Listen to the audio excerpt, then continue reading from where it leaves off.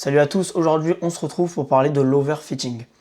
L'overfitting, c'est un problème très présent lorsqu'on construit des algorithmes de trading, des modèles de machine learning, d'apprentissage, etc.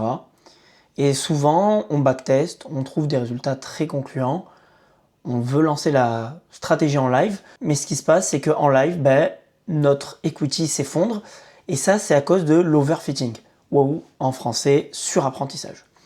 Dans cette vidéo, je vais t'expliquer brièvement comment identifier de l'overfitting, comment l'éviter, et on va aller voir un cas concret d'une stratégie rentable sur du test et sur de l'optimisation, et puis non rentable en live, ou autrement dit non rentable en out of simple, c'est-à-dire hors échantillon. C'est parti. Alors concrètement, par exemple dans mon cas personnel, je code des algorithmes en MQL5, qui est le langage propriétaire de MetaTrader, donc qui est la plateforme qui permet de trader lorsque tu es sur un broker ou une propre firme, etc. Et donc lorsque tu crées ce genre d'algorithme, tu peux être confronté à des problèmes d'overfitting de manière très fréquente.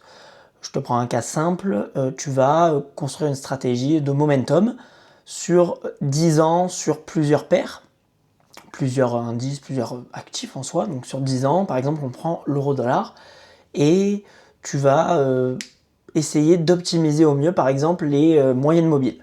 Tu vas, admettons que sur un algorithme de momentum, tu utilises deux moyennes mobiles, une longue, donc une rapide et une courte. Tu vas vouloir optimiser ces moyennes mobiles. Admettons que sur une rapide, tu vas vouloir être entre 2 et 7, et sur une moyenne, on va dire lente, tu vas être entre 20 et 30. Donc tu vas optimiser sur ces intervalles-là pour chaque moyenne mobile. Et donc ça va te faire plusieurs combinaisons possibles de moyennes mobiles et donc plusieurs combinaisons possibles de résultats. Ensuite, tu vas demander à MetaTrader de te donner les résultats parce que le moteur de backtesting est assez complet. Je te montrerai par la suite, on ira voir l'interface, etc. Mais c'est assez intéressant. Donc tu vas aller voir sur MT5 et là tu vas voir, admettons, 80% de résultats très concluants.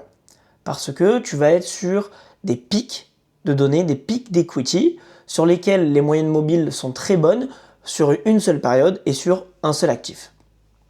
Alors, dans un premier temps, comment éviter de lancer une stratégie qui pourrait être susceptible d'être suroptimisée?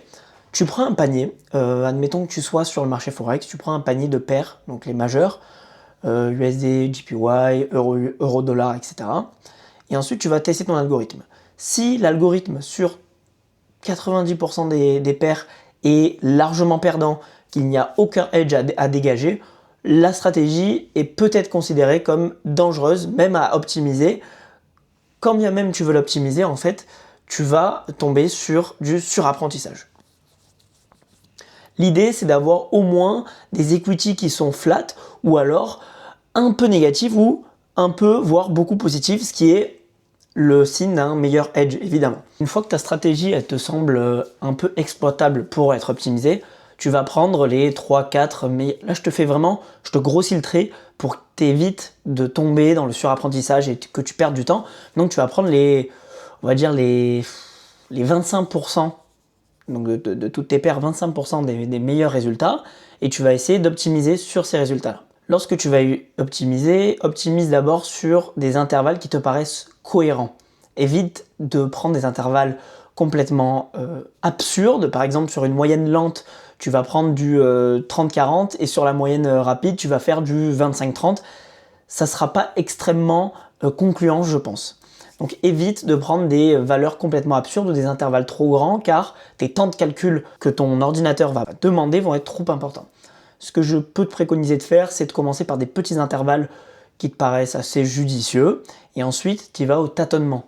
De toute façon, la majorité du temps, tu vas devoir tâtonner pour trouver un bon résultat.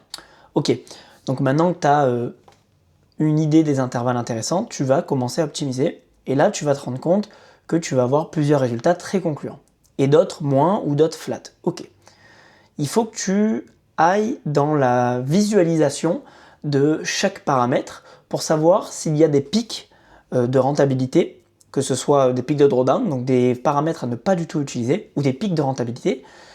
Le problème des pics de rentabilité, c'est que de prime abord, ils peuvent te paraître très intéressants. Tu vas dire, ben, je vais me jeter directement dessus parce que ça va me faire gagner plus d'argent. Le problème, c'est que tu es déjà dans l'overfitting, c'est-à-dire que ton algorithme s'est basé sur les données que tu lui as données. Donc admettons que tu sois sur 10 ans. Donc il s'est basé sur 10 ans sur un seul actif. Et il a essayé de trouver le meilleur combo. Mais ça ne veut pas dire que ce combo sera valable pour la prochaine année, les 5 ou les 10 prochaines années. Ok, ce que je te conseille de faire, c'est de trouver un plateau où certains paramètres se retrouvent dans une certaine rentabilité.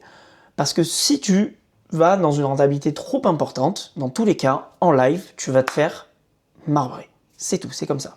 Donc maintenant, on va aller voir ensemble comment éviter d'overfitter sur l'ordinateur.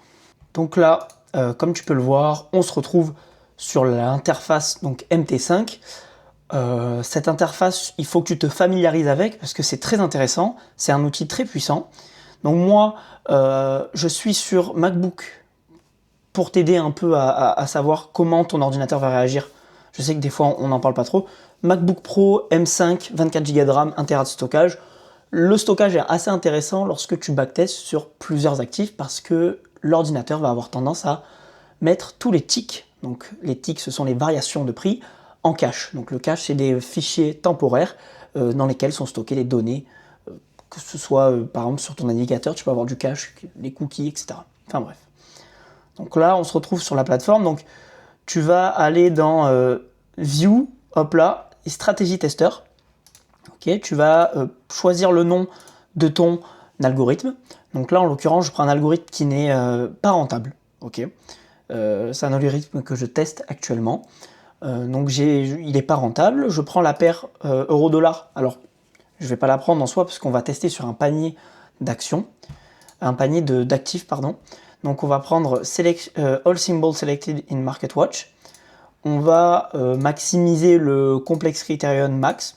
Alors, c'est pas très important. Moi, j'ai tendance à maximiser les ratios de Sharpe. Donc là, on va mettre ratio de Sharpe.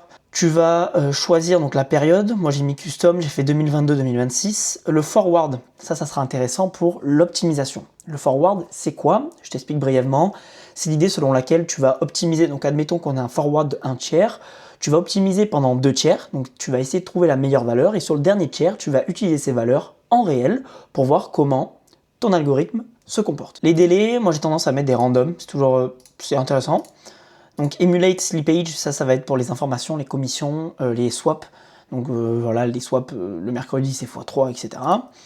Modeling every tick, donc ça c'est bon. Bon, deposit, on met ce que vous voulez. Et leverage 1 pour 30, 1 pour 33, parce que moi, mon broker me propose 1 pour 30. Donc 1 pour 33 était la valeur qui s'en approchait. Là, ça va être selon ton algorithme. Donc tu choisis tes inputs, c'est-à-dire les valeurs de chaque paramètres que tu peux optimiser. En l'occurrence, là, on n'a pas encore fait d'optimisation. Là, on va commencer l'optimisation qui peut prendre un peu de temps. Ça dépend ton ordinateur, la rapidité avec laquelle il va compute. Mais là, en l'occurrence, j'avais déjà fait le backtest. Donc, comme tu peux le voir, la majorité en fait, des assets qui sont dans mon Market Watch ne sont pas rentables sur cette stratégie. Mais il y en a qui sont quand même rentables. Alors, évidemment, faire 2 à 3% sur 4 ans, bon, hein, on a vu mieux, mais c'est pas ça que j'ai envie de te montrer. J'ai pas envie de te montrer comment devenir millionnaire, parce que si je le savais, je le serais déjà. Non, j'ai envie de te montrer, d'une part, comment éviter d'overfitter, et puis, si tu arrives à comprendre la plateforme, c'est tout aussi bien.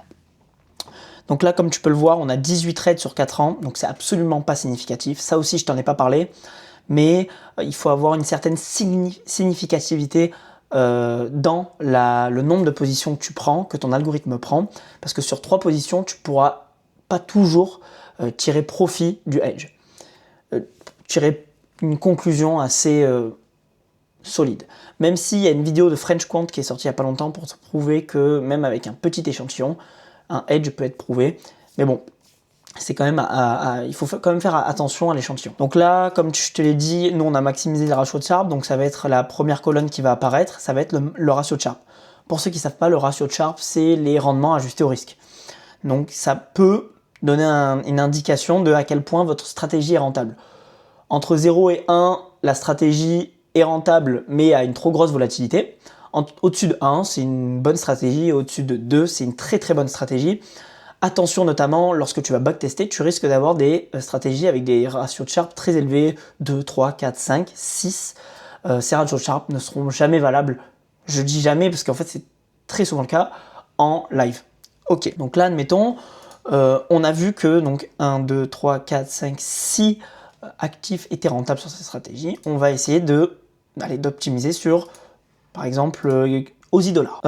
Ça. Donc là, on retourne dans Settings, on fait un forward un tiers, tac, donc 2022 à 2026, et maintenant, on va essayer de voir les résultats d'optimisation. Donc là, ça va prendre pas mal de temps. Alors, comme tu peux le voir, les résultats sont concluants pour une petite moitié des tests. Mais ce que je voulais te montrer d'abord, c'est les résultats d'optimisation. Alors, quand l'algorithme a optimisé, il a trouvé énormément de combinaisons rentables. En fait, toutes, sauf une à moins 5 euros, étaient rentables. C'est assez intéressant. Donc là, on va trier par le meilleur ratio de Sharpe. Donc là, le meilleur ratio de Sharpe, c'est 3,43, avec un drawdown max de 3% et un profit de 600 euros. Mais ce qui est important à voir, ça va être les forward results. Là, garde bien en tête, le meilleur résultat de l'optimisation, ça va être le 26e path. Ok, on va aller en forward, qui sont les résultats du vrai backtest, du backtest non optimisé. En soi, pardon, je me suis mal exprimé, du backtest avec les valeurs optimisées, mais sur des données que l'algorithme n'a jamais vues.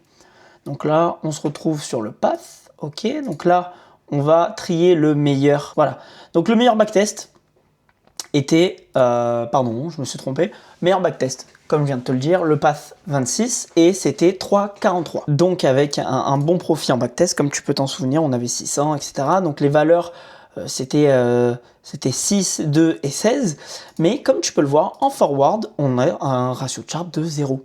En fait, la stratégie n'est absolument pas rentable. C'est moins 6 euros, ce qui est en fait break-even. Sur donc 2 ans, c'est break-even, parce qu'on backtest sur 6 ans, là, ou sur 4, je sais plus. On était en 2022.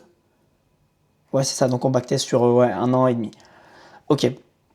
Donc comme tu peux le voir en forward, nos résultats d'optimisation, qui, a priori, si on n'avait pas regardé le forward, étaient les meilleurs, ok. En fait, là, il se trouve que c'est absolument pas les meilleurs. Ok. Donc là, on va trier le meilleur ratio de Sharpe en forward. En fait, le meilleur ratio de Sharpe en forward. Donc là, comme tu peux le voir, le meilleur ratio de Sharpe en forward, c'est 0,53. C'est pas non plus dégueu, mais c'est pas extraordinaire. C'est intéressant parce que tout à l'heure, je t'ai dit que c'était pas une stratégie rentable. Pourquoi ? Parce qu'en fait, elle est presque à break-even. Tu fais 2-3% sur 4 ans. Tu as 8 trades. C'est absolument pas représentatif d'une bonne stratégie, selon moi. C'est mon avis. Donc là, comme tu peux le voir, tu as 2 Sharpe, que ce soit en backtest et en forward, qui sont positifs. Donc tu as 1,19 en backtest et 0,53 en out of sample. Ok. Donc ça va être on va dire, les 3-4 premiers vont être les... Ah non, en fait, regardez, du pass 55 au pass 58, donc 58, 59, 55, 59, 57, 56, 58, ça va être les combinaisons les plus intéressantes. Pourquoi ? Parce qu'au niveau de l'equity, on va avoir une sorte de plateau entre 300 et 407, voire même entre 400 et 407. Donc 7 euros d'écart entre toutes ces combinaisons. C'est très intéressant. On va avoir à peu près les mêmes spécificités au niveau du drawdown et au niveau de l'expected payoff et même au niveau du nombre de trades. Donc lorsque tu vas backtester une stratégie, il faut que tu trouves une zone dans laquelle tu peux trouver une rentabilité sans que le changement d'une valeur bouscule tout. Comme tu peux le voir, c'est pas le changement d'une valeur qui bouscule toute la rentabilité de ces combinaisons-là. Donc c'est pour ça que c'est intéressant. Donc voilà, je t'ai expliqué à peu près les erreurs à ne pas faire en backtest. Évidemment, ça c'est très axé MQL5. Lorsque tu vas devoir créer des modèles de machine learning, etc., tu vas avoir énormément de pièges. Je t'ai déjà conseillé notamment le livre de Marco Lopez de Prado, qui est Advanced in Financial Machine Learning, qui est un très bon livre pour éviter donc tous ces pièges de machine learning. Voilà, j'espère que cette vidéo vous aura plu. Moi, j'ai adoré la faire. N'hésite pas à t'abonner, à liker si cette vidéo t'a plu. Voilà, sur ce, c'était Léo. À la prochaine.